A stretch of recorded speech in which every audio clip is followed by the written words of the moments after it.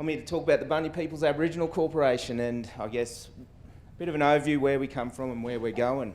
I'll start with a bit of an acknowledgement, and I think really excited about the theme of NAIDOC this year being about healing country. It's actually our slogan is healing country, strengthening songlines for BPAC. So yeah, we're excited about how relevant that is. And therefore, the acknowledgement I'd like to give is actually to country itself. So, in the context of that, understanding of country for Aboriginal people is that it includes everything. It's so holistic. So, from the cosmos and the stars to the soil, the water, every plant and animal, and very importantly, us as humans. So, I think one of the key simple points of knowledge that brings us all together that is within the Aboriginal knowledge base is how we are part of country and we're connected to it. We can't heal country unless we re-immerse and bring that connection back. So that's sort of the gig that we've been given. So a lot of elders in the 2000s started visiting the Bunyas again to talk about how we revive Aboriginal presence. I'm just wondering if we can start bringing up a slide. So from this, there were some really key aspirations, and we've heard a little bit about the Bunyas through Shannon's talk and some of the stuff that Miri talked about as well, how important the place is. Not that one.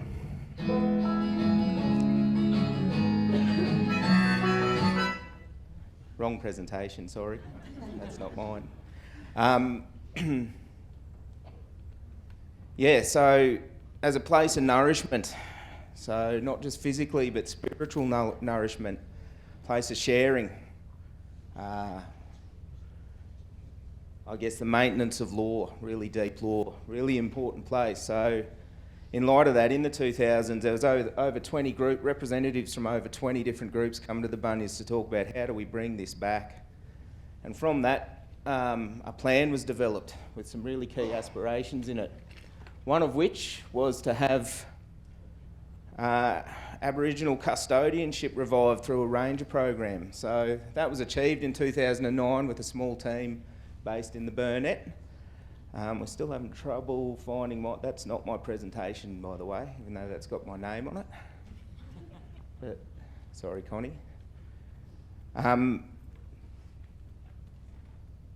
So central to that, and what I will focus the talk on a bit as far as what we're doing, was bringing back practice for managing country. And the key tool for this was bringing back fire practice. So we're still having IT problems here.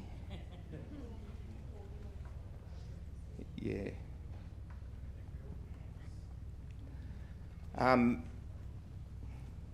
So it's a different, that's not my presentation, it's on the desktop. No, I'll put it on. Thank you. We found it.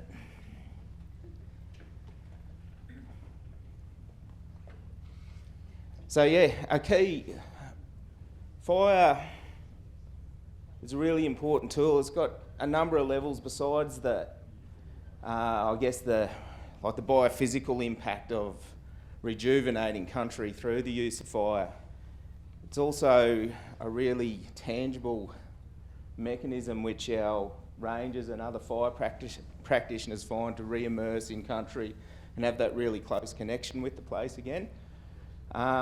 So we can scroll through. So that map was just a context. This is sort of focusing on the downs. You can see the Bunyas with that Mount Moblin there. I guess another point to note through the downs.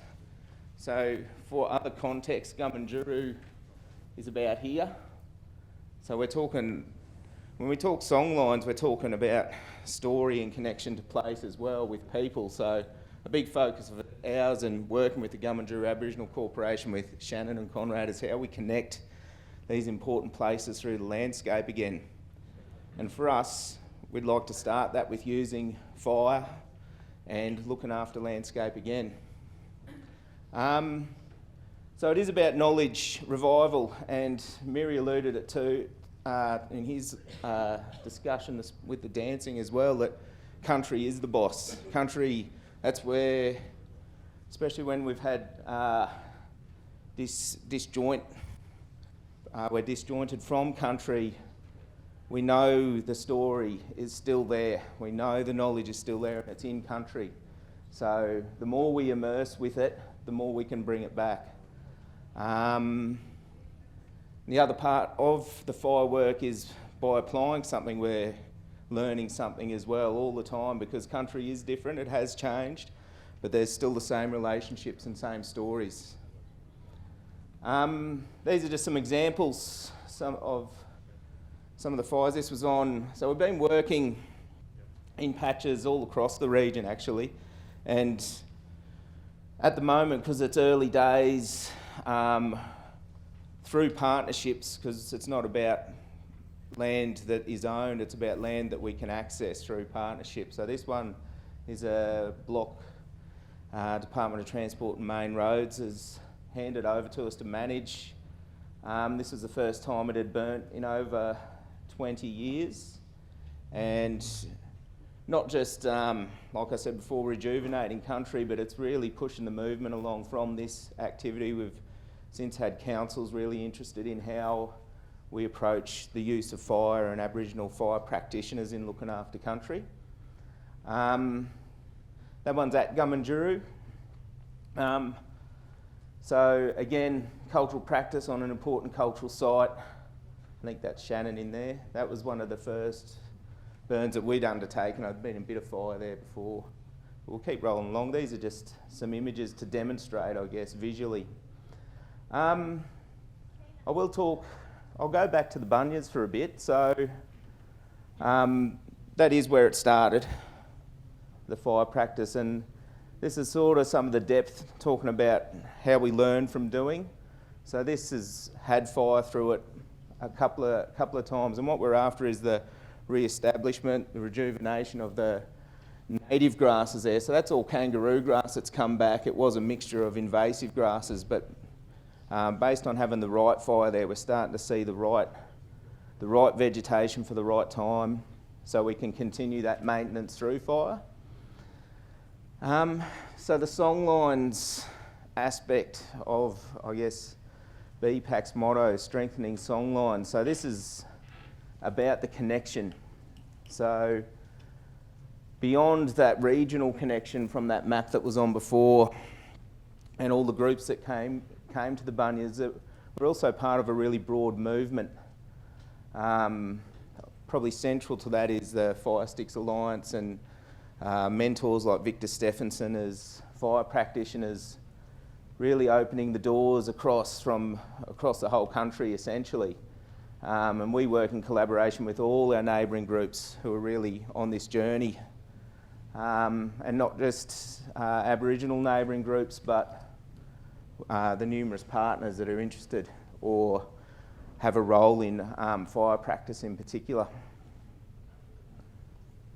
So this is some of the fires, just to get a visual understanding of how it plays out up in the Bunyas. So I forgot to mention, one of the key things about the Bunyas is the mosaic of different country types, and I guess it's some of the purpose of fire. So what we find in the Bunyas, if people haven't been there before, is it's got the amazing rainforest with the bunya trees themselves, but also adjacent to them and mixed through there is this mosaic of high altitude grasslands. And what a lot of the discussion in the 2000s was the grasslands were disappearing or have been reducing in the Bunyas, and that's basically because of the absence of fire. So it was a really key point to bring fire back to these grasslands. This one's, this burn is in Russell Park, and that's just 3 little spot ignitions to get this fire going, and it's creeping down the hill. It's always a cool, gentle fire, always considerate of everything that lives there. So fire was used to maintain this mosaic the hunting grounds, the pathways, really multi-purpose. So we might keep going. That's more images. We might go to the next one, I think it is. Yeah, back one. So that just demonstrates how gentle the fire is on country. That's that same grassland. You can see the fires pass through without even damaging a petal on that little paper daisy there. So that one's just to demonstrate how considerate the style of burning is. So I did already talk about this, so that community practice, that's that movement. And that learning from country, like I said before, the key knowledge holder. So we're exploring this through formal training and informal training, and that sharing and knowledge exchange, which the Bunyas has always been central to. So I guess, in a sense, the approach is trying to embody the traditional significance of the Bunyas in the modern day context is how we work together now with everyone to start getting this principle across of how we do heal country. We believe fire is a start. It's not the only thing that needs to happen, but it's a really great tangible thing that we can do now, and it's foundational actually to other activities that happen to help heal country.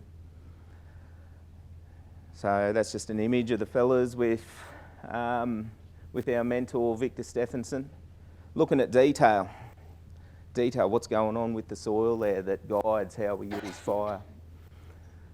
And I think I've pretty much finished yarning now, so I don't know, I think there's time for questions later, is that right, Kim? And so there'll be more time to discuss later on if anyone's got any questions.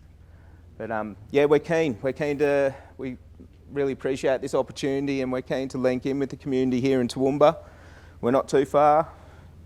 We're based at Gummingurra, just out of town, so really keen to link in with community here. And I will acknowledge we've got Uncle Wayne, one of our BPAC directors here too. Hey, Uncle Wayne, representing the elders, pushing this along. Yeah.